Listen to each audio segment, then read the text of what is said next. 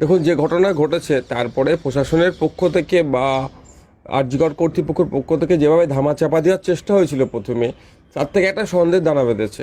আমরা যারা প্রথমের দিকে যারা শুরু থেকে যারা প্রতিবাদ করে আসছেন বা এখন যারা যুক্ত হচ্ছেন, প্রত্যেকটা প্রতিবাদীকে আমরা স্বাগত জানাচ্ছি। আমরা চাই না নতুন করে এই ধরনের কোনো ঘটনা ঘটুক পশ্চিমবাংলাতে, এবং যে আরজিকরের যে নির্যাতিতা বা তিলোত্তমার সাথে যে ঘটনা ঘটেছে তার পরিবার সুবিচার পায়, এবং তার সুবিচারের ফলে আমরা যাতে অন্য মহিলারা যাতে নিরাপদে থাকে তার জন্য আমরা সর্বোচ্চ দাবি করছি। এগুলো আছে যে বা যারা এর সাথে জড়িয়ে আছে, এর ভেতরে কী র্যাকেট ছিল না ছিল, টোটালটাই সত্য উদ্ঘাটন হবে এবং প্রত্যেককে প্রকৃত দোষী যারা সর্বোচ্চ শাস্তি পাবে। না হয়তো বড় আকার নিয়ে হয় না, আমাদের বিভিন্ন জায়গায় বিক্ষিপ্তভাবে হচ্ছে।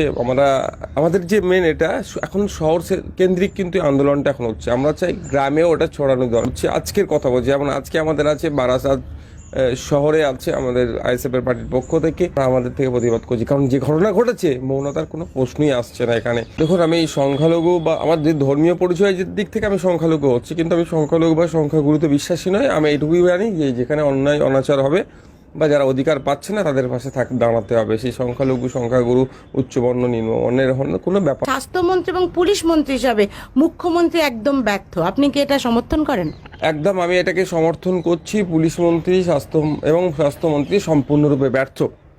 তাই আমি আশা করব মুখ্যমন্ত্রীর কাছে যে রাজ্যের যে উনিই তো এখন পুলিশ মন্ত্রী স্বাস্থ্যমন্ত্রী হয়ে আছেন, যে ওনার তার থেকে স্বাস্থ্য দপ্তর এবং পুলিশ দপ্তরটাকে পরিত্যাগ করা দরকার। কারণ হচ্ছে উনি ব্যর্থ হয়েছেন। উনি শুধু পুলিশকে দিয়ে ছাত্রদের ওপরে বা আন্দোলনরতদের উপরে পিটিয়ে তাদেরকে তুলে দেওয়ার চেষ্টা হচ্ছে। এতে সমাধান নয়, এতে আরও বাড়ছে।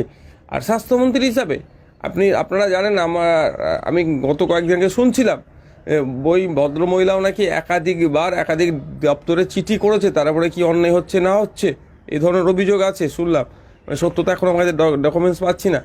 স্বাস্থ্য দপ্তর এর যে আরজিকর যে প্রাক্তন অধ্যক্ষ যিনি ছিলেন সন্দীপ ঘোষ মহাশয়, একাধিকবার বিভিন্ন জায়গায় বদলি হওয়ার পরেও তার প্রভাব খাটিয়ে তিনি ওখানে ফিরে আসছিলেন।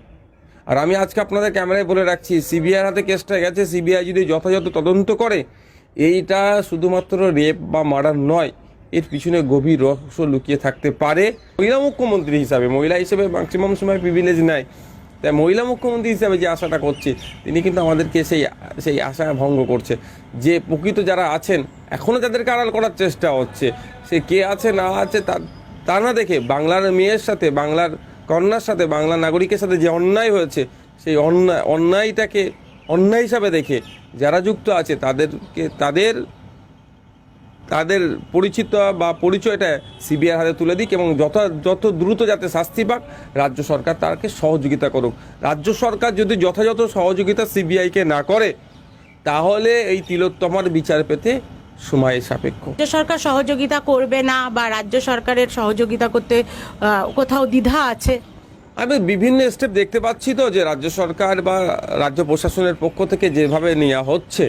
কারণ সর্বপ্রথম যেভাবে আত্মহত্যা বলে চালিয়ে দেওয়ার চেষ্টা হয়েছিল, কারণ ইতিপূর্বে ওখানেও একটা কিন্তু একজন পড়ুয়ার আত্মহত্যা করেছিল, বেশ কিছু বছর আগে আবার একজন আত্মহত্যা করেছিল। এই যে আত্মহত্যা কাহিনী দিয়ে চালিয়ে দেওয়ার চেষ্টা হচ্ছিল, এবং পরিবারের লোকজনকে দীর্ঘক্ষণ দেখতে না যেত, কিছু মনে হচ্ছে যে তথ্য কিছু লোপাটের চেষ্টা হচ্ছে। যে সিস্টেম আছে, যে তদন্ত প্রক্রিয়ার জন্য যে মেটেরিয়ালস প্রয়োজন আছে, সেইগুলো যদি নষ্ট করে দেওয়া হয়, যতই আমরা চিৎকার চাচামেচি করি না কেন, সে একটা জায়গায় এসে দাঁড়িয়ে যেতে হবে।